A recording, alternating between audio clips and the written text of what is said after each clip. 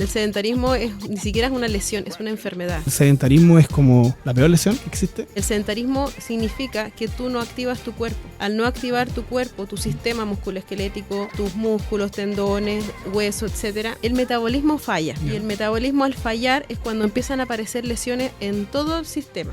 Aparecen lesiones circulatorias, hipertensión, infarto, problemas respiratorios, aparecen problemas metabólicos por el tema de la regulación de los lípidos y los azúcares, como es la insulinoresistencia, dislipidemia y todas esas otras enfermedades que se van relacionando a estas patologías. Después de eso, por ejemplo, los infartos, accidentes vasculares, insuficiencias venosas o arteriales, y asimismo también mental. También afecta generando depresión, trastornos ansiosos, porque el cuerpo está hecho para moverse. Claro ejemplo fue la pandemia, porque ahí las personas por una cosa máxima tuvieron que dejar de moverse y ahí se complicaron mucho las enfermedades también. Pero una de las cosas que me di cuenta yo con la gente que trabajaba es que se empezó a enfermar de la nada, por el susto, por un montón de cosas, pero sobre todo por la falta de movimiento.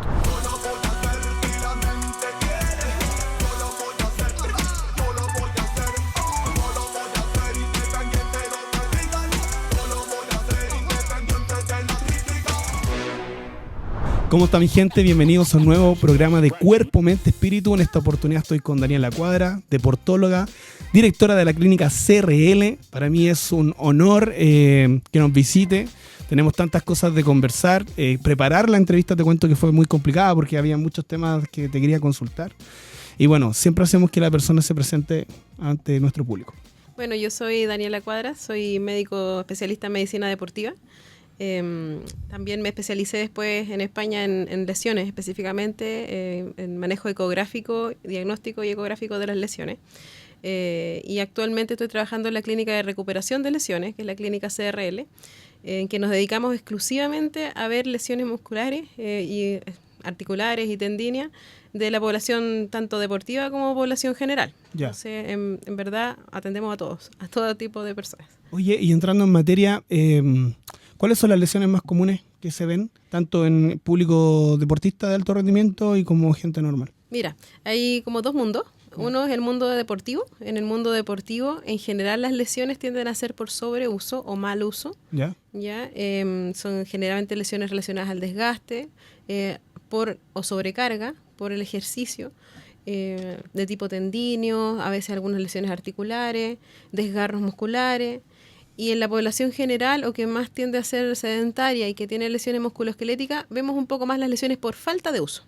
Y esas lesiones por falta de uso generalmente son articulares, como las artrosis, de rodilla, problemas del manguito rotador, también por desgaste, por falta de fuerza, problemas también tendíneos, como tendinitis, tendinosis, son los más habituales. Oye, ¿podríamos decir entonces, para entrar ya de plano en el tema, que el sedentarismo es como la peor lesión que existe? Sí, el sedentarismo ni siquiera es una lesión, es una enfermedad. Claro. Es una enfermedad y es multiorgánica, no solamente de los músculos esqueléticos. El sedentarismo significa que tú no activas tu cuerpo. Al no activar tu cuerpo, tu sistema musculoesquelético, tus músculos, tendones, huesos, etcétera, el metabolismo falla. Y el metabolismo al fallar es cuando empiezan a aparecer lesiones en todo el sistema. Aparecen lesiones circulatorias, hipertensión, infarto, problemas respiratorios, aparecen problemas metabólicos por el tema de la regulación de los lípidos y los azúcares, como es la insulinoresistencia, dislipidemia, empiezan a haber también diabetes, y todas esas otras enfermedades que se van relacionando a estas patologías. Después de eso, por ejemplo, los infartos, accidentes vasculares, insuficiencias venosas o arteriales. Todo eso causado por no moverse. Sí. Y asimismo también mental. También afecta generando depresión, trastornos ansiosos, porque el cuerpo está hecho para moverse. Bueno, claro ejemplo fue la pandemia. Totalmente. Porque ahí las personas por una cosa máxima tuvieron que dejar de moverse y ahí se complicaron mucho las enfermedades también. Y aparte que estaba todo el tema todo nuevo, o sea, nadie sabía reaccionar. Pero una de las cosas que me di cuenta yo con la gente que trabajaba es que se empezó a enfermar de la nada, por el susto, por un montón de cosas, pero sobre todo por la falta de movimiento. Sí, hasta el dolor crónico aparece. O sea, hay patologías que uno dice, no me he pegado, no me he golpeado y sin embargo me duele todo el cuerpo. Bueno, puede ser también por falta de movimiento, porque el cuerpo mentalmente no se preparó para eso y generó un trastorno de interpretación, Claro. en el cual se interpreta dolor donde no hay. Ah, mira, qué interesante igual. Todas esas patologías se exacerban con el sedentarismo, con la falta de movilidad y con el mal control metabólico. Ya, ahí tenemos como una parte de la población que podríamos hablar, no sé, casi un 98%. Pero tenemos este 2% que es como el tema deportivo, ¿no? Exactamente. ¿Sí? ¿Cuáles son las lesiones más comunes que vemos ahí? Las lesiones más comunes que se ven habitualmente en deporte son relacionadas por sobrecarga y generalmente se ve mucho, por ejemplo, lesiones lumbares, lesiones musculares, desgarro, lesiones tendinosas, cortes de tendones, ruptura de tendones. Yo diría que eso es como lo más habitual y también después tenemos la población deportista que ya lleva mucho tiempo entrenando, esas son como las agudas. Pero las más crónicas ya vienen siendo más de los tendones articulares, donde se empiezan a gastar las articulaciones, empiezan a aparecer las artrosis leves porque los meniscos están incompetentes, por ejemplo, o porque están muy delgados y empiezan a haber trastornos. Pero no son los más habituales y no son en general lesiones muy graves, ¿ya? Sí, las agudas son las más complicadas porque hacen detener al deportista en su entrenamiento. Claro. O hacer bajar las cargas. Lo que menos uno quiere es bajar las cargas y parar. Exactamente. Entonces la idea es tratar de hacer un equilibrio lo más balanceado posible para que puedan seguir entrenando sin parar, pero modificar el entrenamiento adaptándolo a la lesión que está ocurriendo. Claro, como estar... Yo hace tiempo escuchaba algo muy, muy heavy que decían que antes, por ejemplo, tenías un dolor lumbar y te prohibían hacer peso muerto. Claro. En el caso de ustedes sería lo contrario, ir como por la periferia, ¿no? Claro, en el fondo, si es que tuviéramos un ejemplo así como el que tú dices, no es llegar y prohibir un ejercicio. Claro. Lo más importante y lo que hace que te lesiones es generalmente la mala técnica del ejercicio. Claro. Entonces, si el ejercicio se ejecutó de manera inapropiada, es cuando aparecen las lesiones. Entonces, desde esa misma premisa es donde hay que empezar a reparar la lesión. Claro. Lo primero que hay que hacer es corregir el gesto técnico que lo produjo. Porque a veces hay vicios técnicos que a veces son imperceptibles a uno, que está haciendo mal la ejecución. Y si lo haces así siempre, o si de repente pasa algo mientras estás entrenando, no sé, hasta puede ser que estornudaste mientras estabas con la pesa. Me ha pasado. Y ahí ocurren todos estos desastres. Sí. O te distraen, o hay un temblor, o cualquier cosa. Y en el ámbito de la hipertrofia, podríamos decir que una buena técnica no estaría tanto, no nos cuidaría tanto el desarrollar el músculo propiamente tal, sino el evitar la lesión, ¿no? Exactamente. Pero bueno, en hipertrofia, el tipo de entrenamiento es lo más importante, para lograr la hipertrofia de la fibra. Claro. Es un entrenamiento lento. Es una progresión lenta, esto no se puede apurar, el músculo tiene su tiempo. Claro. Y eso es imposible acelerarlo. Lo que uno puede hacer es hacer que todos los factores que hacen que se hipertrofie el músculo mejoren para que sea una hipertrofia adecuada y sin contaminación con grasa, etc. Este programa está auspiciado por Go Spandex, mantelería profesional. Si quieres plasmar tu marca para futuros programas, podcasts como este, visita Go-Spandex, mantelería profesional. Vamos con todo. Este episodio es presentado por mi programa de entrenamiento y asesorías online. No se trata tan solo de cambiar tu cuerpo, sino tu mente, tu confianza y tu estilo de vida. Si quieres un cambio real, escríbeme y comenzamos hoy. Vamos con todo. Importante lo que decía ahí, porque en esta sociedad de la inmediatez me ha tocado mucho niño, mucha gente de 15 que está entrando al mundo de las pesas, digamos, y que quieren resultados para mañana. O sea, y es súper heavy educar a la persona que esto tiene todo un tiempo, que tiene una planificación, una periodización, etcétera. Claro, sí, esto tiene tiempo, toma tiempo y no se ven los resultados de forma inmediata. No, nunca. Nada más. Se sienten, pero no se ven. Entonces, pero de todas maneras, el generar hipertrofia, independiente si tú te dedicas a un deporte de hipertrofia, si tú entrenas hipertrofia ya sea para otro deporte o cualquier deporte, es lo que hay que hacer. O sea, siempre hay que entrenar para tener mejor músculo y... Mejor músculo significa más grande también, más fuerte, pero también más coordinado intramuscularmente, es decir, que todo ese músculo, ese vientre muscular se contraiga de manera apropiada al movimiento, y otra intermuscularmente, que es que la interacción entre los músculos que mueven el segmento sea la coordinada. Por ejemplo, la extensión y la flexión de las rodillas requiere que los músculos extensores y los flexores se coordinen. Claro. Entonces, esa coordinación adecuada la da el entrenamiento. Claro. La da el entrenamiento de hipertrofia del músculo y el entrenamiento también de fuerza explosiva, etcétera, que es lo que va a hacer que tú te muevas según lo que tú necesitas. Claro. De hecho, hay como dos paradigmas de ver esto en el mundo del culturismo. Antes se entrenaba como todo rápido, todo pesado, todo muy, muy poco técnico. De hecho, era como motivar ver a estos bichos, ¡guau! Pero al final sus carreras eran muy cortas porque terminaban o desgarrados o, bueno, por un montón de cosas también. Pero como que ahí, hoy en día, la nueva escuela, por decirlo así, prioriza mucho la técnica del movimiento, aguantar mucho la excéntrica, ¿no es cierto?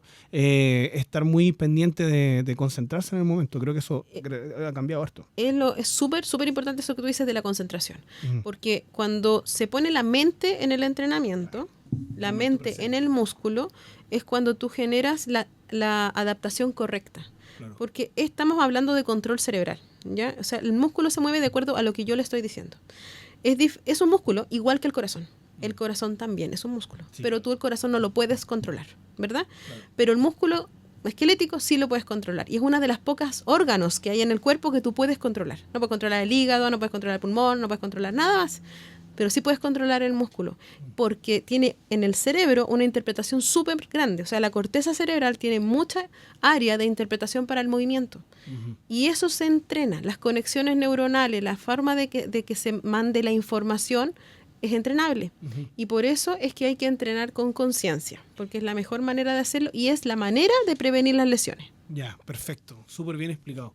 Tiene mucho que ver con la neuroplasticidad también, ¿no? Totalmente. Es parte de la neuroplasticidad. La neuroplasticidad es la adaptación de las células neuronales a cierta estímulo o cierta necesidad. Ya. Cumplir una función. ¿Cachai? Que de todas estas cosas que estás diciendo se me ocurren 10 cosas más, pero sí. Vamos por orden. La movilidad, entendiéndose el concepto tal cual de movilidad que se ve en los gimnasios, por ejemplo, ¿cuánto afecta a una posible lesión o a una prevención de lesión? La movilidad articular antes del ejercicio es lo más recomendable de realizar, ¿ya? Sobre todo si es el primer movimiento que vas a hacer, ¿ya? Yo me sumo al equipo de la mañana, a los que entrenamos muy temprano, que salimos de la cama al gimnasio, ¿ya? Es importante moverse, hacer que los rangos articulares sean los apropiados, porque si pensamos muy físicamente, la articulación es un engranaje que tiene líquido, que tiene tejidos vivos, y que han estado en una posición quietos mucho rato. Es igual que tener un vaso quieto con café. ¿Ya? Se va a conchar el azúcar, todo va a ir para abajo. ¿Ya? Lo mismo pasa con la articulación, se queda en una posición de reposo. Claro. Que la gravedad también hace lo suyo y la posición en que durmió también. Claro. Entonces hay que moverla para que ese líquido se vaya a todo el segmento, para que logre la flexibilidad, el segmento, toda la cápsula articular y los tendones, para que entren como en calor con el movimiento, o sea, se enciendan los motores, por así decirlo, para evitar que se lesionen cuando lo vayas a cargar. Líquido sinovial, ¿no? Líquido sinovial. Claro, porque, por ejemplo, me acuerdo mucho que antes cuando uno entrenaba hacía fases de acercamiento, pero no hacía movilidad. Creo que es importante que le aclaremos a la gente la diferencia entre movilidad y calentamiento, o puede ser lo mismo. Si tú pones la movilidad dentro del calentamiento, cae dentro del calentamiento. Pero la movilidad articular es mover la articulación en todos sus rangos. Manguito rotador. Exacto, depende de lo que tú vayas a entrenar, le das el enfoque necesario. Claro. Pero es hacer el movimiento en el fondo completo, sin peso. ¿Ya? La diferencia de elongar, a eso iba. Es diferente a elongar. Elongar, el foco está en los tendones. Claro. La movilidad está en el foco en la articulación. Ah, ya, súper claro. Más o menos para allá va. Pero ¿tiene algo que ver con que, por ejemplo, el cuerpo o el sistema nervioso central detecta que ya terminamos de entrenar y por lo tanto podemos bajar las pulsaciones con el elongar o no? No. Porque se dice que elongar antes de entrenar es como está malo. No, es que lo que pasa es que cuando tú elongas un tendón, después de estirarlo, el tendón no va a volver a recibir la misma carga de fuerza si tú vuelves a cargarlo. Entiendo. ¿Ya? La idea de estirarlo es como generar ese estímulo de como peinar el tendón, por así explicarte, para que todas las fibras se reseteen. ¿Ya? Y se logre que todas se depolaricen de cierta manera y después vuelvan a hacer un movimiento más armónico, como resetear el músculo. Yeah. Si tú lo estás reseteando todo el rato, no estás estimulándolo. Porque lo que tú quieres hacer con el entrenamiento es una fatiga. Y en los estiramientos estás haciendo lo contrario, estás desfatigando el músculo. Eso iba. Entonces, no es que sea más malo, pero es contraproducente con el objetivo. Generalmente lo que se busca en la hipertrofia es estimular. Claro. porque el músculo no obedece a patrones de movimiento, pero tienen que ver mucho con los estímulos que nosotros llegamos a meter ahí. Exactamente, sí, eso tiene que ver más con eso. Y es importante que tú dices de la hipertrofia, de que el músculo tenga estímulo, porque tiene un tiempo. Claro. También hay que entrenar no solamente en el movimiento, sino que en las pausas. Y más allá de las pausas, los descansos. Los descansos tienen que estar súper organizados. El sueño tiene que estar súper organizado. Sobre todo si vas a entrenar en la mañana, tienes que haberte dormido temprano y haber descansado. Tener un sueño reparador, claro. Sí. Porque si no, el músculo no va a conectar y no vas a lograr hipertrofia. La gente que entrena fatigada en general, no logra hipertrofia. No, y ahí no hay preentreno que te levante, pues no hay café que te levante. No es suficiente. A mí me costó mucho entender que dentro de la periodización hay momentos de descanso. O sea, si tu preparador te dice, ok, esta semana descansamos, hay que descansar, porque obviamente se está viendo algo que es lo que yo quiero ahora abordar, que es el tema del sobreentrenamiento. ¿Cómo lo ven ustedes? ¿Es real o es más algo de TikTok? No, el sobreentrenamiento existe. Yeah. Es un síndrome bien clasificado dentro de todo. Ocurre generalmente en la gente que entrena mucho, no necesariamente en deportistas, ¿ya? Sí, obvio. Claro, porque una cosa es ser deportista, competir y tener objetivos de entrenamiento y todo, y hay gente que tiene hábitos de ejercicio y a veces hábitos bien intensos, ¿ya? Que están casi que diría yo como profesionales. Claro. Pero no compiten, ¿ya? El sobreentrenamiento tiene varios factores. No solamente está el factor muscular, también está, de hacer el ejercicio, sino que la alimentación, el descanso y las otras enfermedades y la carga mental. Está todo metido ahí. El estrés también podría estar Por ahí, eso, ¿no? claro, la carga mental o el estrés. Entonces, todo eso hace que falle el sistema, ¿ya? El sobreentrenamiento tiene que ver con la falta de energía disponible para realizar lo que se le está pidiendo. Entonces, si hay poca energía, no solamente el músculo va a trabajar mal, sino que el corazón va a trabajar mal, el riñón va a trabajar mal, todo va a funcionar mal. Y podrían aparecer enfermedades por falta de energía. Podríamos decir ahí que se interrumpe un poquito como la homeostasis del cuerpo, ¿no? Totalmente. El equilibrio que debería tener. Totalmente. A las mujeres se les arruina su proceso de menstruación, claro. Pueden tener pausa o amenorrea de frentón, que es no menstruar, y eso es porque el sistema no está bien. No está bien el eje endocrino, que es muy sensible al entrenamiento. Claro. Entonces, son señales de alerta. Y yo creo que lo que más cuesta en los deportistas es entender la alerta. Cuando empieza a decirte el cuerpo... ¿Cuáles podrían ser las posibles alertas? Las alertas más simples son la fatiga. Claro. Ya, el sueño. Claro. O sea, por ejemplo, hoy me despierto todos los días cansado, tengo sueño, no hay café que me levante. Cuando eso que tú dijiste, no hay café que me levante, a ver, ojo, algo está pasando. O te está faltando comida, o te está faltando agua, o te está faltando descansar. ¿Ya? Entonces, esas son las primeras señales, el de tener sueño. ¿Ya? Otras señales es dolores o fatigas que antes no tenías. Que puede ser súper chico. Así como no estaba entrenando y me pinchó la espalda, pero no terrible. O sea, me pinchó, se me quitó y seguí. Ya, ojo, ese pinchazo significa que hay algo ahí que te está diciendo que se va a romper. Y así para todo el resto del cuerpo. ¿Ya? Esas son como las primeras alertas que podrías tener. Y lo otro es cambio en el apetito. Eso. O sea, de repente decís, estoy muerta de hambre todo el día. Claro. Y no, que voy a poner esta cuestión, me voy a inyectar esto para no tener hambre, o me voy a comprar un supresor del apetito. A ver, espérate, ¿por qué tenía hambre? Primero veamos, hay que ir viendo las cosas. Es que ese es otro tema, porque es un tema gigante. O sea, para hablar otro. Claro, para hablar otro podcast, porque generalmente a veces la gente siempre tiene hambre, independiente de lo que haga o no haga. Claro, no, yo me refiero como igual a un ritmo, cuando tú tenías un hábito. Ah, claro. Cuando tú tenías un hábito. Con las comidas y todo. Claro, si tú eres una persona que entiende de comida y de repente dices, ¿sabes qué? Estoy siguiendo la pauta, siempre he comido lo mismo, pero ahora siento hambre. Algo pasa, po. O sea, claro. Lo primero que pasa, así como uno se imagina como médico, cuando por ejemplo una mujer te dice, mira, ahora tengo más hambre, está embarazada. O sea, ya sabéis que hay una interrupción en la homeostasis. Claro. Entonces, es lo mismo para si hay una lesión. Si tú el músculo no descansó lo suficiente porque le faltó energía en la noche, vas a amanecer con sueño. ¿Podríamos decir que es el error más común? No dar atención a las alertas que nos avisa el cuerpo. Esas son las primeras alertas de lesión. Independiente del público, el deportista de élite o el deporte que entrena nomás, claro. Por su bien, creo que podría ser por ahí, ¿no? Sí, y la otra que a mí me llama la atención, que no sé si está incluso descrita como uniformemente, es que tú tengas una mala ejecución del ejercicio siempre. O sea, que siempre te digan, se te da la rodilla para adentro. Sí, oye, se te está yendo la rodilla. Y cuando te dicen, ya, pues corta la rodilla para afuera, entonces, a ver, ¿qué es lo que pasa? Claro. El glúteo medio no está funcionando. ¿Por qué? Claro. Y ahí es donde tú tenés que ver, será la cadera, será el ángulo, será el labrum, te rompiste algo y no se nota y solamente tu signo es que se te va la rodilla para adentro. Eso también hay que revisarlo. De hecho, por eso la biomecánica es tan importante, porque Totalmente. hay cuerpos, todos los cuerpos son diferentes. Yo le explico a la gente que no puede haber una sentadilla igual a la otra, porque hay un tema de contextura, deporte, de género también, entonces las sentadillas puede cambiar, una tracción puede cambiar, un empuje puede cambiar. Claro. Entonces, ahí está la labor de los profesionales, de guiar bien a las personas, de conocer el cuerpo de la persona, de saber dónde están sus limitantes, sus fortalezas también, etcétera, ¿cierto? Sí, yo creo que eso es una cosa súper importante, por lo menos en este deporte en particular, de que la técnica tiene que ser demasiado importante para ejecutarla de manera correcta. O sea, ojalá no entrenar solo. Aunque los que más saben y entrenan bien solo, puede pasar algún día que no se dan cuenta de que están haciendo algo mal, porque uno se ve por adelante el espejo, pero por atrás no lo ves.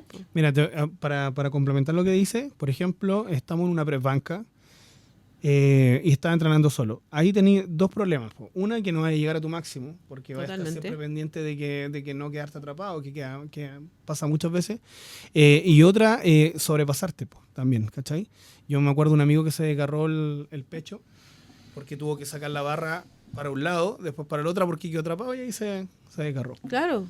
Entonces, entrenar con alguien, entrenar con una persona, visitar al médico, creo que también es importante, como que la gente dice, no, yo voy a entrenar nomás y por eso estoy bien. Y yo siempre digo, hay que chequearse por dentro. Ojos que no ven, corazón que no siente. Chequearse por dentro, sí, para ver cómo estamos por fuera, ¿no? ¿Qué opinas de eso? Totalmente, sí. Yo creo que, bueno, hay normativas también y hay sugerencias, hay guías clínicas al respecto. Y esas guías clínicas como internacionales apuntan a que el control médico en deporte, en todo tipo de deporte, de amateur o profesional, tiene que ser por lo menos una vez al año.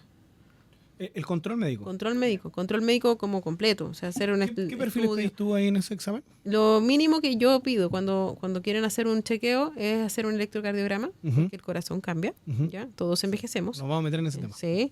Exámenes de sangre para ver cómo están los niveles de varias cosas, para ver también si hay sobreentrenamiento, si hay algún nivel que tenga que corregir. Perdón, pero ¿qué nivel veía ahí y te da como una alerta a ti como médico? Mira, ahí empezamos con el hemograma. Ya el hemograma ya te dice para dónde están las líneas de la línea roja, creciendo, no está creciendo, está chica, está grande, etcétera.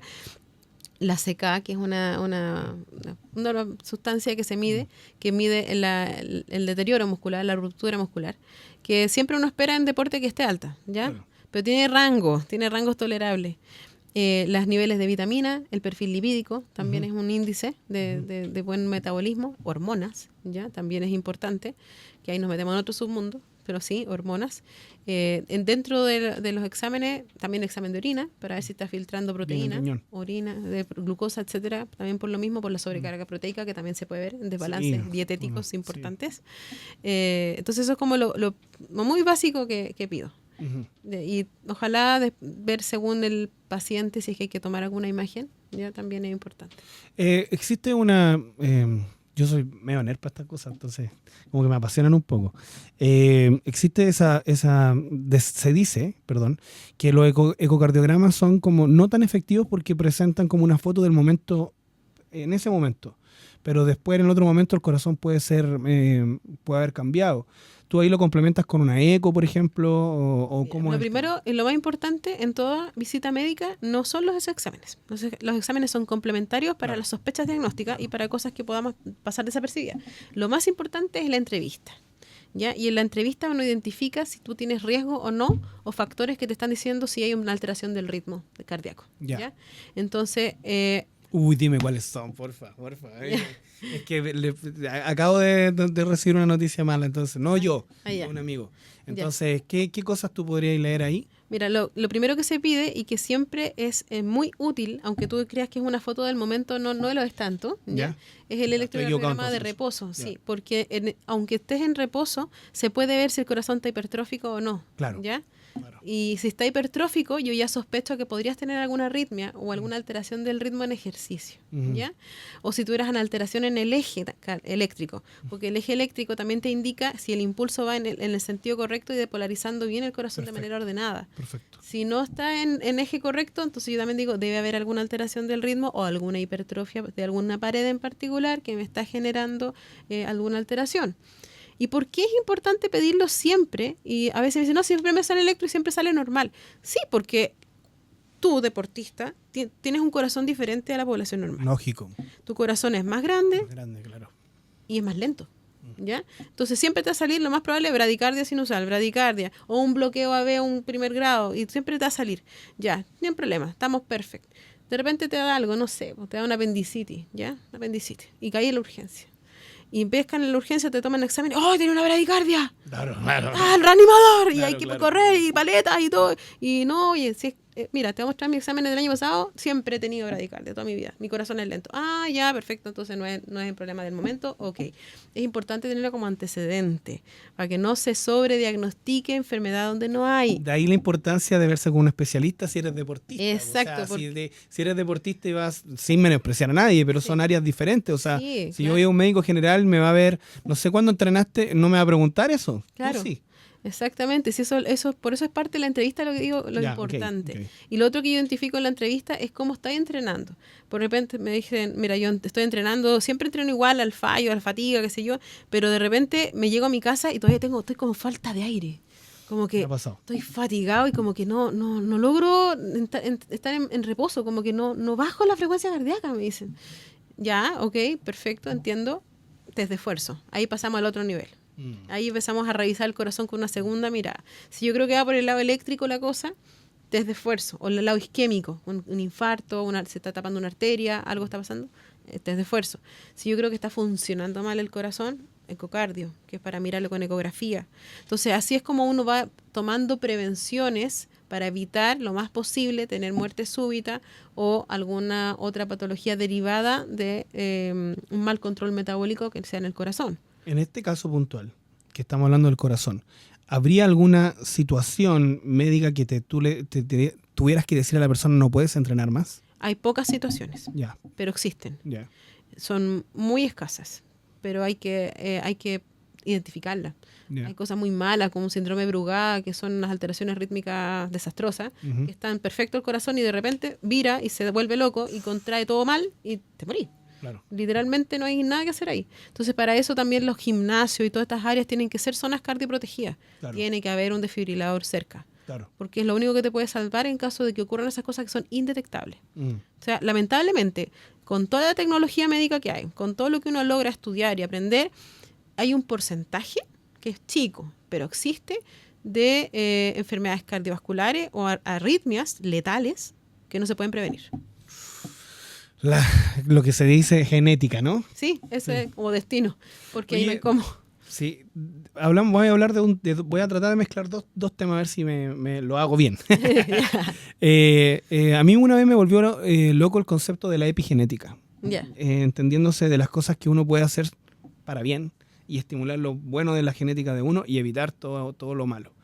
¿Será que el sedentarismo, volviendo a ese tema del principio, nos coarta esa situación? O sea, ¿es como tan peligroso el sedentarismo en esa situación? Mira, no te puedo decir que esto es una cosa, una ciencia así 100% cierta, pero la tendencia y para lo que uno va aprendiendo como médico, como científico, es que la epigenética, que es la alteración del ADN, del genoma, por factores externos, ¿ya?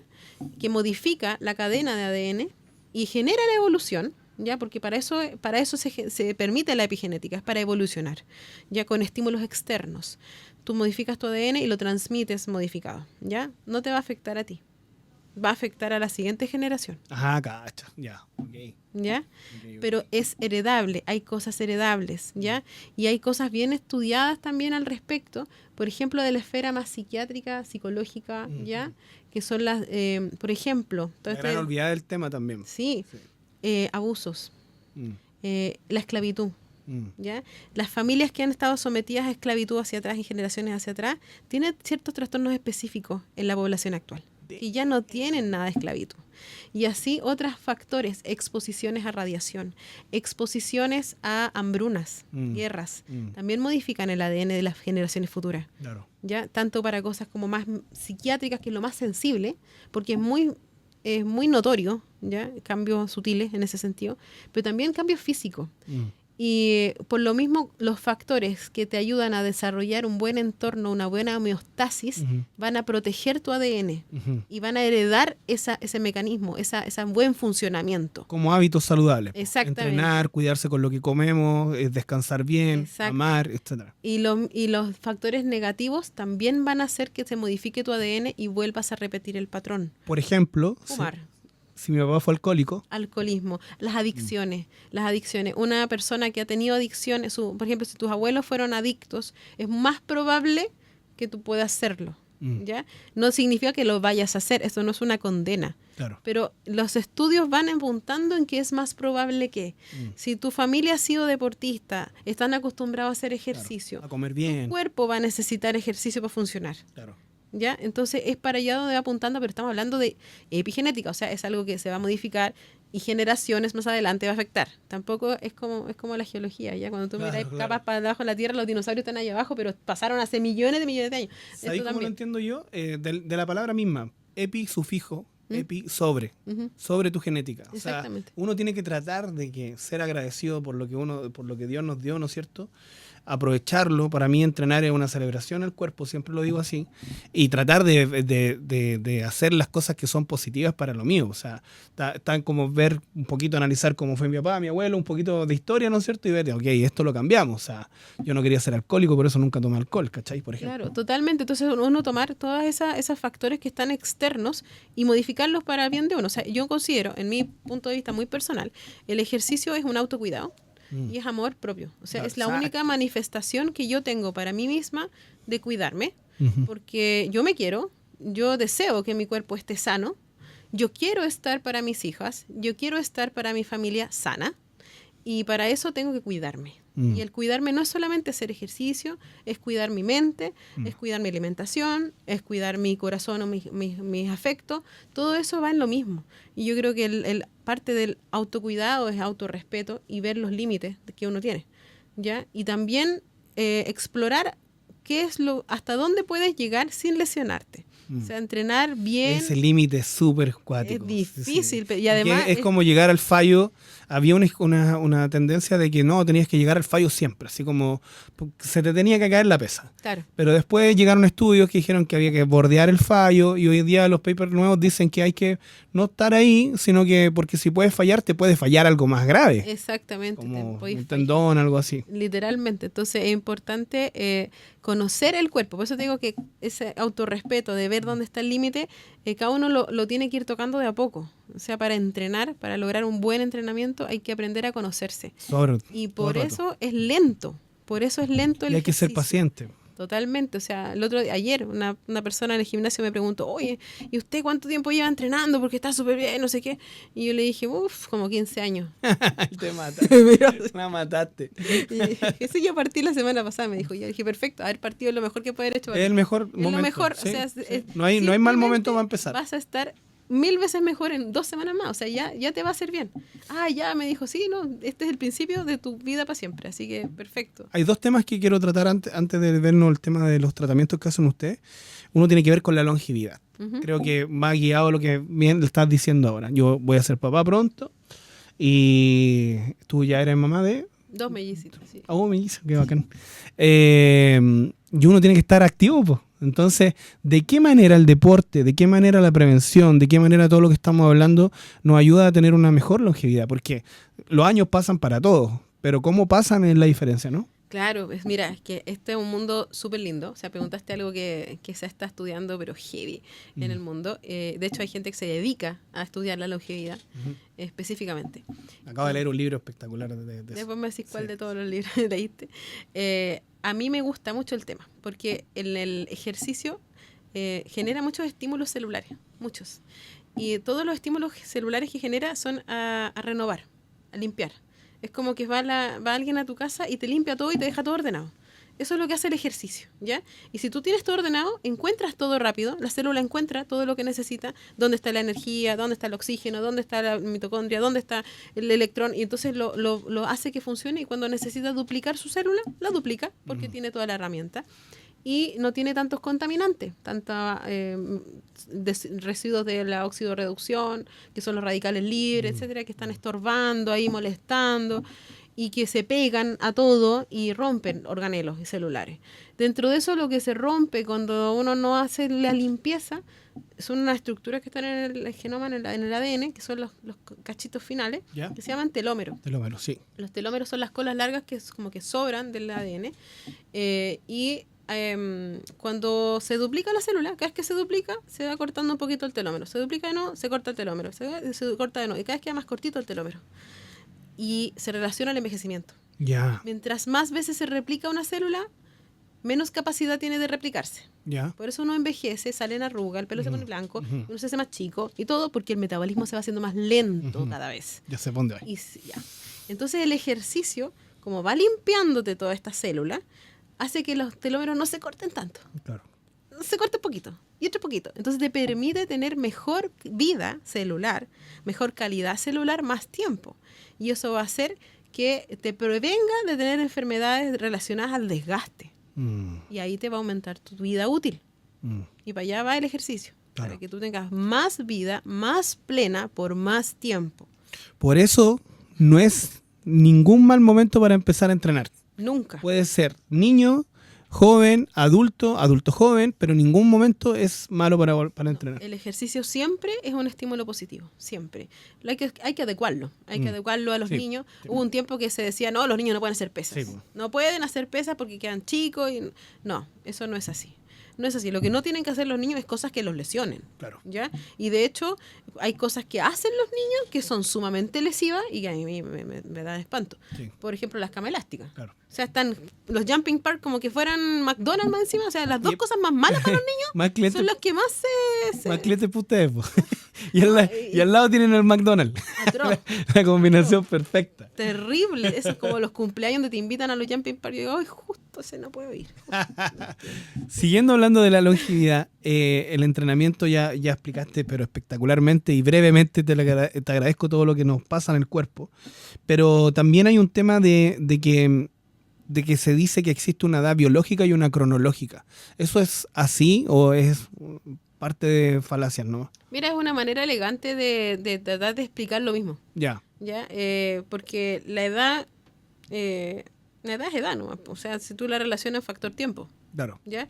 Y el factor tiempo es estable, Ujú. ¿ya? Aunque dicen que es relativo, bueno, pero estamos hablando en esta situación, en este plano existencial en el que estamos, en que el tiempo pasa para todos nosotros de la misma manera y el tiempo es cronológico, ¿ya? Sin embargo, la edad metabólica que se le dice es como para compararte, ¿cómo serías tú si estuvieras con un estímulo distinto? Por ejemplo. Por ejemplo, con ejercicio. Ah, ya. ¿Ya?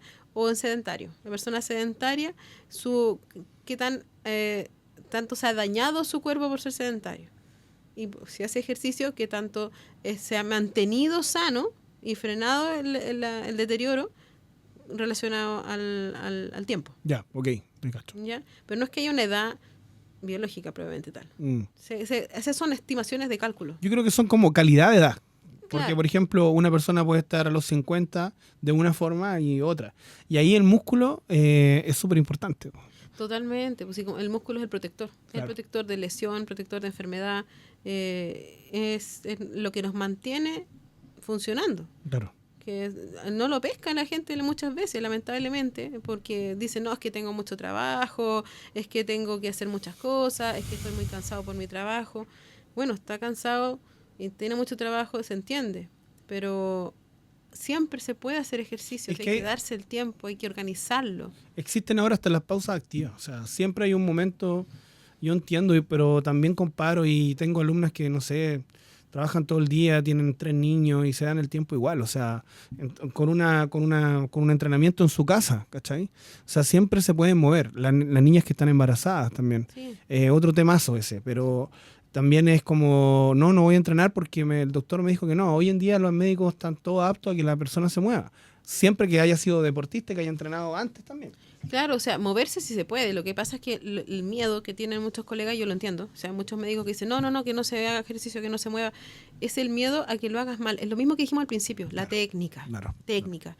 Pero si tú haces una activación guiada, si la haces acompañada y la haces adecuada, tu carga, a lo que te está pasando, puedes hacerlo. O sea, yo tengo deportistas con fracturas que los tengo entrenando. Claro, imagínate. Porque se puede entrenar otro segmento, de otra manera, porque el entrenamiento no solamente de la zona que está lesionada, es también del corazón, es también del pulmón, del metabolismo. Entonces tú puedes hacer que todo funcione mejor.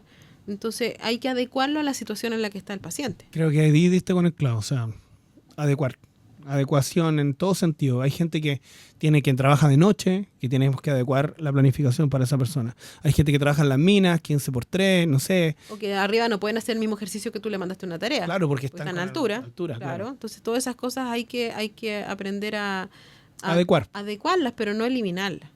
¿Ya? Creo que ese es el gran mensaje. Vamos a lo de ustedes, Doc. Yo me he atendido por lo menos ya unas 3 veces en la clínica que tú presides, está bien dicho, ¿no? ¿Sí?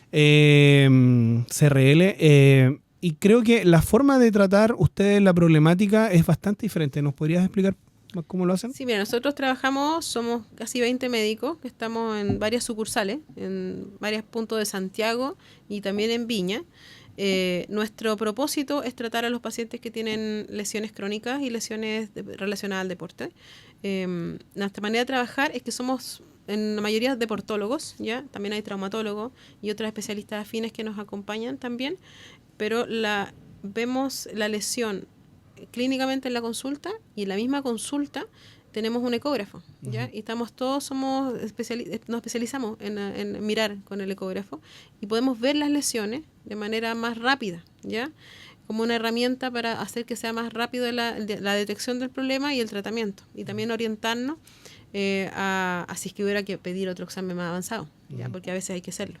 Como una resonancia, por ejemplo. Claro. Y inmediatamente en la consulta se ve con el kinesiólogo, ¿ya? El kinesiólogo que nos acompaña en la consulta es un especialista también en lesiones y especialista en ecografía. Y ellos hacen fisioterapia invasiva, ya se dedican a eso, y ven si el paciente necesita o no fisioterapia invasiva para hacer más rápida la recuperación. Como una punción seca, por ejemplo. Punción seca, electrólisis, neuromodulación, spot y otros protocolos más. Entonces, porque la idea es que se recupere más rápido y más eficiente el paciente, ¿ya?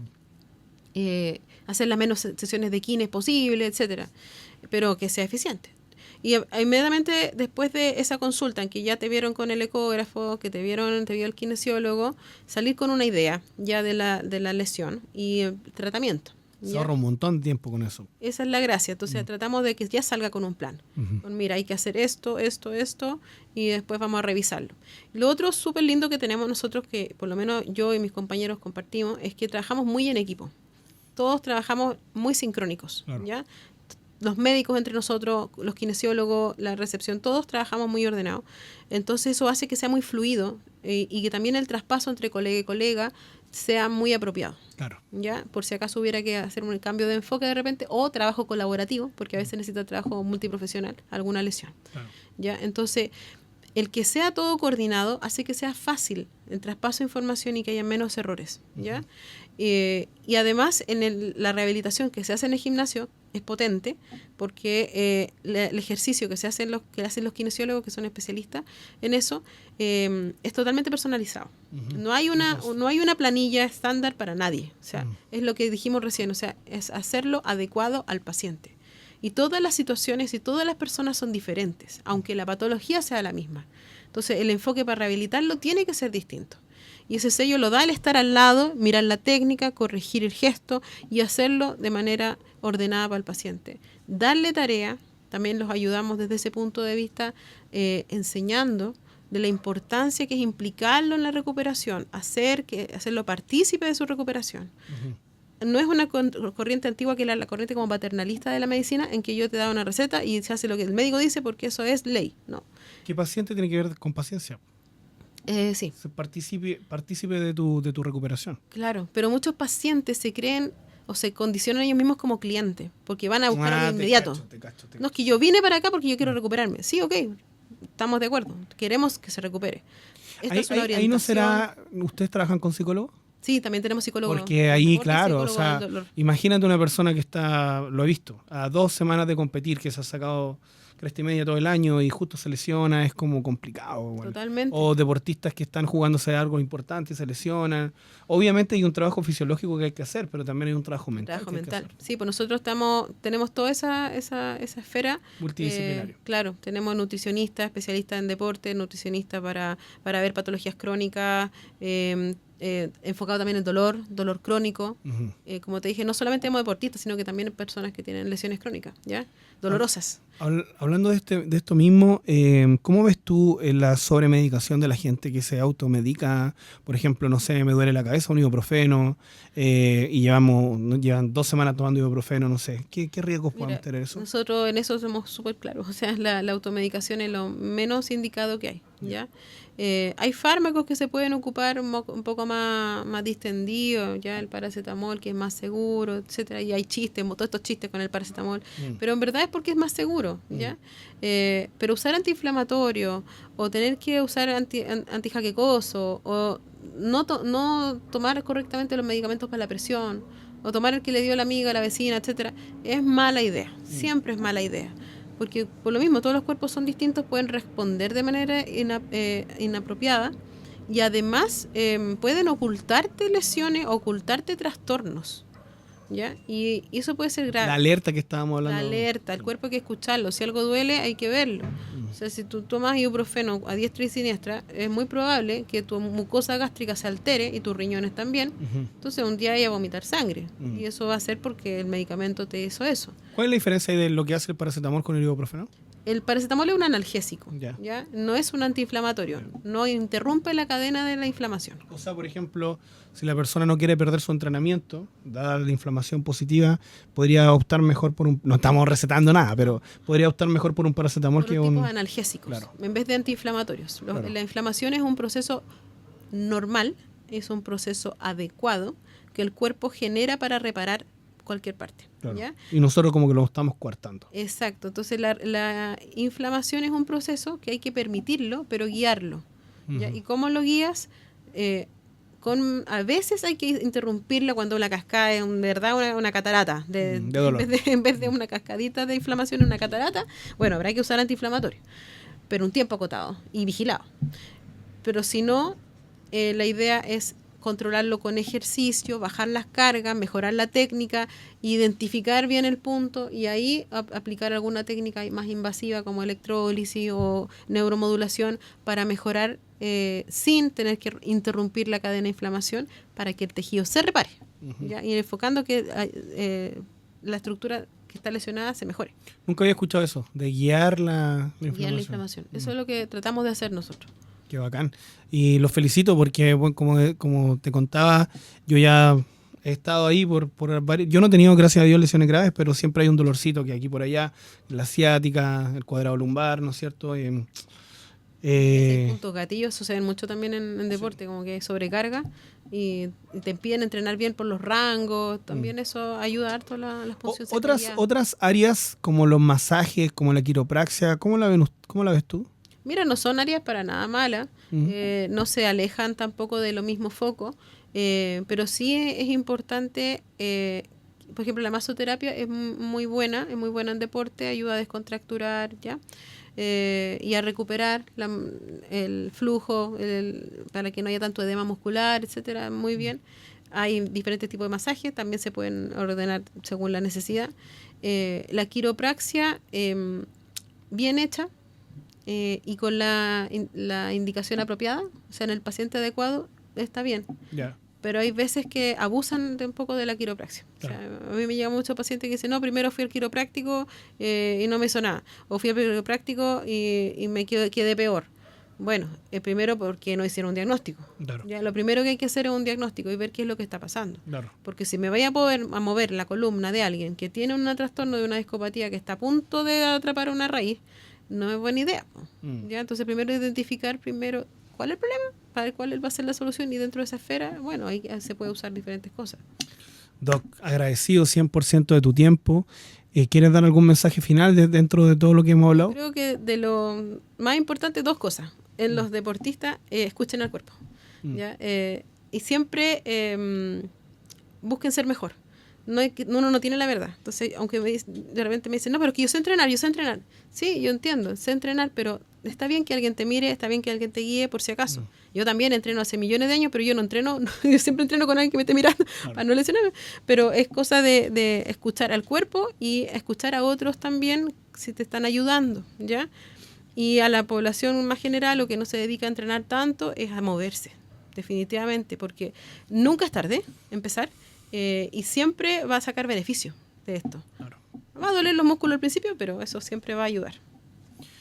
Bueno, como ya lo había dicho, agradecido por tu tiempo. Qué bacán que la mirada que tienen ustedes, los felicito. Creo que es una mirada que se necesita acá, porque finalmente somos tan poquitos los que practicamos deporte que si hay más profesionales relacionados con el área, esto se va a multiplicar cada vez más.